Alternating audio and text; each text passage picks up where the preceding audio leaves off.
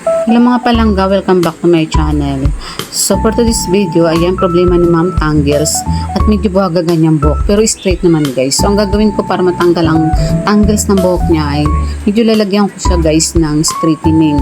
So papahiran lang po natin ng 20 minutes and then lalagyan po natin ng Brazilian. So ang kanyang package ay Brazilian lang actually.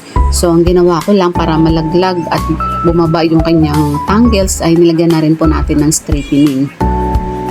So ayan na, apply po tayo ng straightening mula po doon sa kanyang batok hanggang pababa. Roots to end na yan guys kasi yung straightening na nilagay ko ay may halong protection. So para hindi mangangarag ang buhok ni ma'am.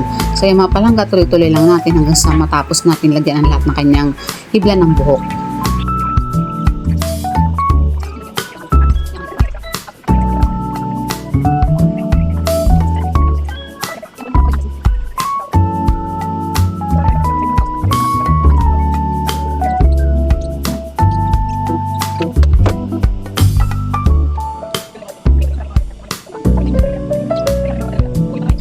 So yung mga palangga, ibabad ko lang siya ng 20 minutes. So after nyo na, ibabanlawan po natin. Pagkatapos ng banlaw guys, ay atin na pong lalagyan ng Brazilian. Ayan. Na-wash ko na yan siya guys. So ngayon ay lalagyan na natin ng Brazilian. Papahiran natin mula.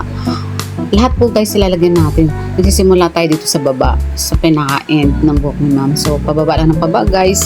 Hanggang sa matapos po natin lagyan ang lahat po ng kanyang hibla ng buhok ng ating Brazilian treatment. So yung mga palangga, tuloy-tuloy lang ang paglalagay natin ng Brazilian treatment sa kanyang hibla ng buhok. So after nun guys, after natin ma-applyan lahat yan ay ibabad po natin siya ng 30 minutes. After 30 minutes guys ay atin pong isusuklayan and then ibablower po natin, patutuyin po natin ng 100% para na atin na po siyang paplantsahin. I-iron natin guys, kailangan masinsin ang ating pag-iron para maganda ang kalabasan ng kanyang Brazilian treatment.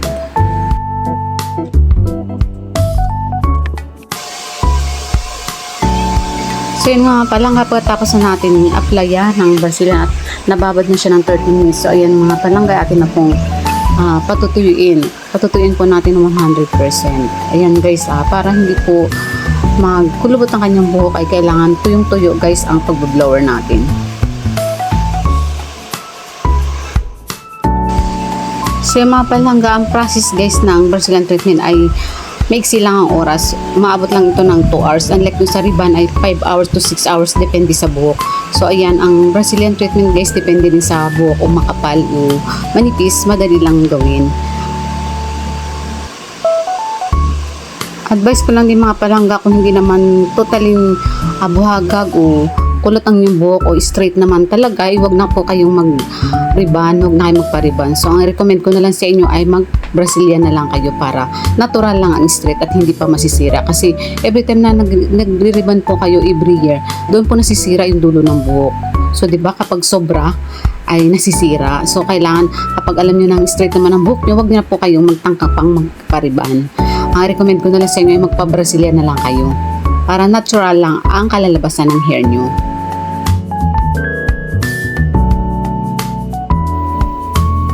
So yung mga palangga, siya ay na-blower ko na ng 100%. So ayan, nagpa-plancha na tayo mga palangga. So kailangan masinsin guys ang ating pagpa-plancha para perfect ang kalalabasan ng kanyang Brazilian. So yung mga palangga, tuloy-tuloy lang ang pagpa-plancha natin hanggang sa matapos.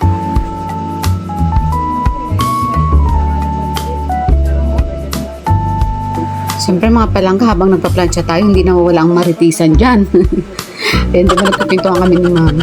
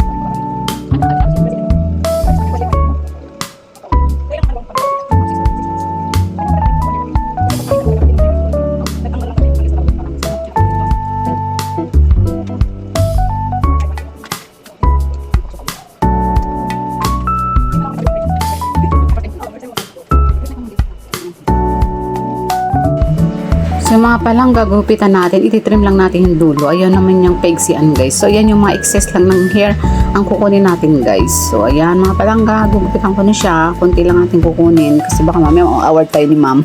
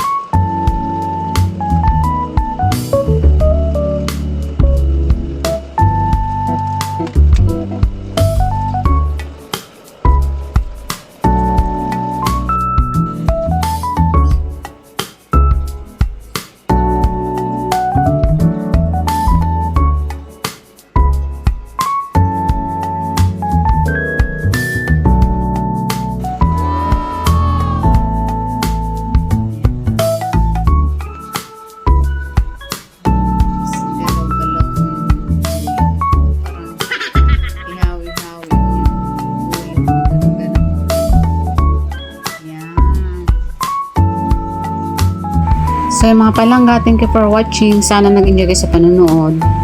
Bye bye guys. Love you all.